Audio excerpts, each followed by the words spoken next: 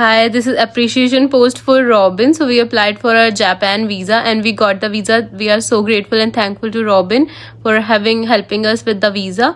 Previously we've applied for the South Africa visa and we also got the same. Thank you so much, Robin. Thank you for that. Hello friends, welcome back to the channel. मैं रोबिन धीमान आपका स्वागत करता हूं। और भाई इस video में हम बात कर रहे हैं एक और अप्रूव्ड जापान के वीज़ा के बारे में। भाई आपने वीडियो के स्टार्टिंग में ही मैम का फीडबैक देख ही लिया होगा, ठीक है। तो उन्हीं का ये वीज़ा है, ये आप देख सकते हो।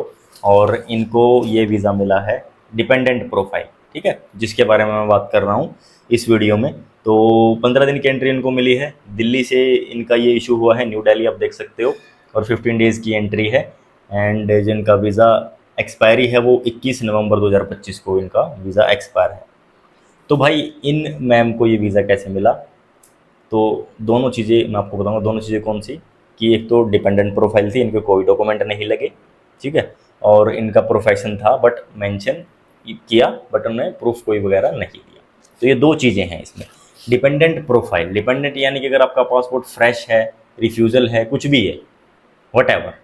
तो डिपेंडेंट प्रोफाइल का मतलब है कि हस्बैंड और वाइफ दोनों ने अप्लाई किया, फिर हस्बैंड वाइफ और बच्चों ने अप्लाई किया, हस्बैंड वाइफ पेरेंट्स उनके पेरेंट्स ने अप्लाई किया, हस्बैंड मेन एप्लीकेंट है, या फिर जो फादर हैं वो बच्चों का अप्लाई कर रहे हैं, फादर मेन एप्लीकेंट है। बाकी सबके वीज़े, वाइफ, बच्चे, गुड़िया, सबके वीज़े हस्बैंड की प्रोफाइल पे मिले हैं। बात को समझो। जो बीवी और दो बच्चे हैं वो डिपेंडेंट हैं, तो ये भी डिपेंडेंट है, इनका भी हस्बैंड की प्रोफाइल पे इनको वीज़ा मिला है। ये चीज़ समझने वाली है। अगर आपके हस्बैंड कोई भी है या फिर वाइफ है कोई है जिनकी ट्रैवल हिस्ट्री है थोड़ी सी और प्रोफाइल अच्छी है, तो दोनों बंदे अप्लाई करो, एक बंदे के साथ दूसरे का भी वीज़ा लग जाएगा। ये बहुत सारे केसेस में होता है, मैंने पहले भी वीडियो शेयर करी हैं, पुरानी वीडियोज़ आप जाके देखो। डिपेंडेंट प्रोफाइल पे वीज़ा मिलता है और बड़े इजीली जो है वीज़ा अप्रूव हो जाते हैं, कोई भी किसी भी तरीके की प्रॉब्लम नहीं आती है। तो इनको भी ऐसे ही वीज़ा मिला है। जापान के वीज़ा में डिपेंडेंट का क्या सीन है, हस्बैंड वाइफ एक साथ अप्लाई कर दो, अगर हस्बैंड की प्रोफाइल अच्छी है तो वाइफ को वीज़ा मिल जाएगा। अगर वाइफ की अच्छी है, हस्बैंड वाइफ एक साथ अप्लाई कर दो तो हस्बैंड को वीज़ा मिल जाएगा। अगर बच्चे भी साथ में अप्लाई कर रहे हैं तो बच्चों के भी अच्छे चांस है कि बच्चों को भी वीज़ा मिल जाए। तो ये एक वो कहते हैं ना कि भाई एक डील चल रही है एक के साथ एक। तो उस तरीके से इस केस में भी आपको बेनिफिट है ये कि वीज़ा मिलने के अच्छे चांसेस हैं।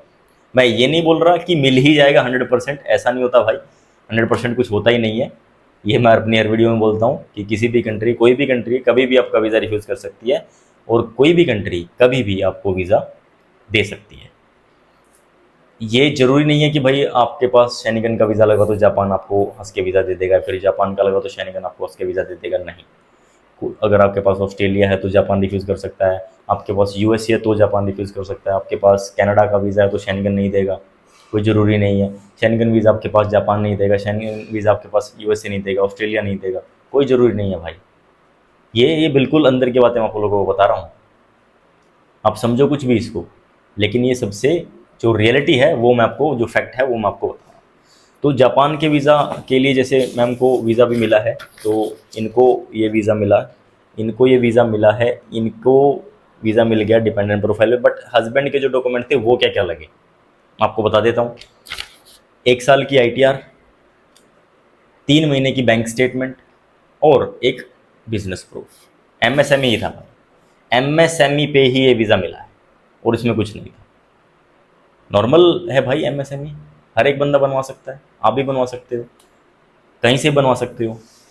MSME में क्या होता है कि आप एक नॉर्मल रजिस्ट्रेशन है, वो बिज़नेस रजिस्ट्रेशन है स्मॉल स्केल बिज़नेस का, तो वो आप बनवा लो और ITR आप डलवाओ।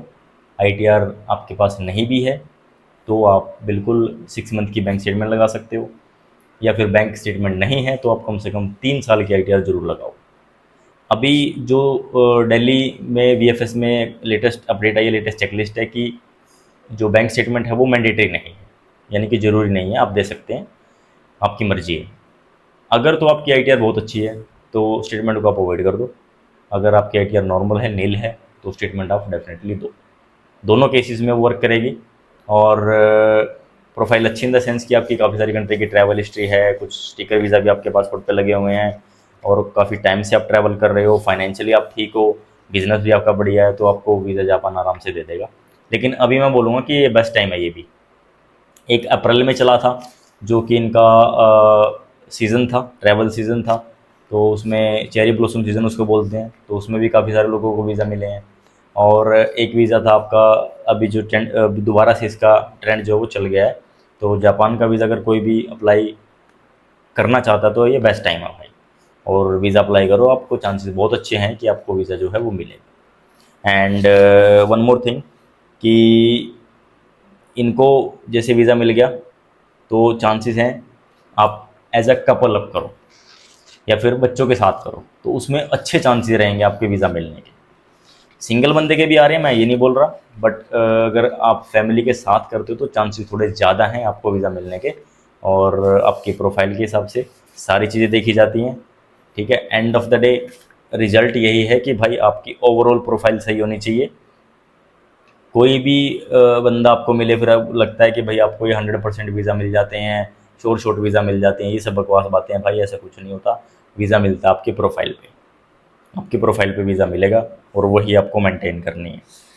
ठीक है, तो हमने भाई पहले इनका साउथ अफ्रीका भी हम इनका करा चुके हैं और अभी जापान का वीज़ा हो गया है। तो जो जो लोग हमसे जुड़े हुए हैं, अभी नहीं जो पुराने जुड़े हुए हैं, उनके बड़ी बड़ी कंट्रीज़ के वीज़ा भी अप्रूव हो रहे हैं धीरे धीरे, जो लोग हमसे कनेक्ट हैं। आप भी हमसे जुड़ सकते हो, कैसे? इंस्टाग्राम के थ्रू। जब आप जुड़ोगे आपको पता चलेगा, रियलिस्टिक इन्फॉर्मेशन मिल रही है भाई, जो कहीं पे नहीं मिलती, जो हर लोग बंदे छुपाते हैं, यहाँ पे आपको सारी इन्फॉर्मेशन मिलती है। अगर आप वीज़ा अप्लाई नहीं भी कराओगे तो भी आपको किसी और को हेल्प करोगे तो आप वीडियोज़ देख के डेफिनेटली हेल्प भी कर सकते हो। ये कोई ज़रूरी नहीं है कि अगर आप वीडियोज़ देख रहे हैं या फॉलो कर रहे हो तो वीज़ा अप्लाई करोगे ही, आप औरों की भी तो हेल्प कर सकते हो। क्योंकि आपको पता है भाई, इस इंडस्ट्री में बहुत ज़्यादा फ्रॉड है, बहुत ज़्यादा उल्टे काम होते हैं, गलत काम होते हैं, तो आप लोगों को भी पता चलेगा कि कैसे कैसे वीज़ा लगते हैं, कैसे कैसे वीज़ा अप्रूव होते हैं, प्रोसेस क्या होता है वीज़ा मिलने का, डॉक्यूमेंटेशन क्या लगते हैं। ये कौन आपको बता रहा है इतने डीप में? कौन आपको बता रहा है भाई? कोई भी आपको नहीं बता रहा।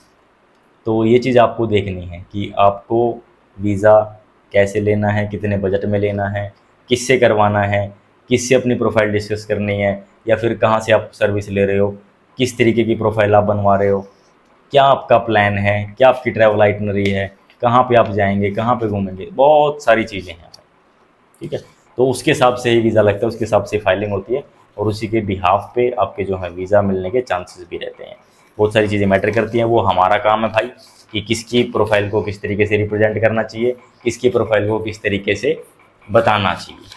तो मिलेंगे फिर भाई आपसे नेक्स्ट वीडियो में। इसको आप शेयर कर देना उन लोगों के साथ जिनको जापान का वीज़ा चाहिए। तो जैसे इनको वीज़ा मिला है तो होपफुली आप लोगों को भी वीज़ा मिल जाएगा भाई। एंड वन मोर थिंग, हमारा किसी के भी साथ कोई लिंकअप नहीं है या फिर हम किसी के साथ मिलके काम नहीं करते भाई। ये सब जो है, अगर आपको कोई बोले हमारा नाम यूज़ करके, तो फ्रॉड है। आप ऐसे लोगों से बचो, आपका नुकसान हो सकता है।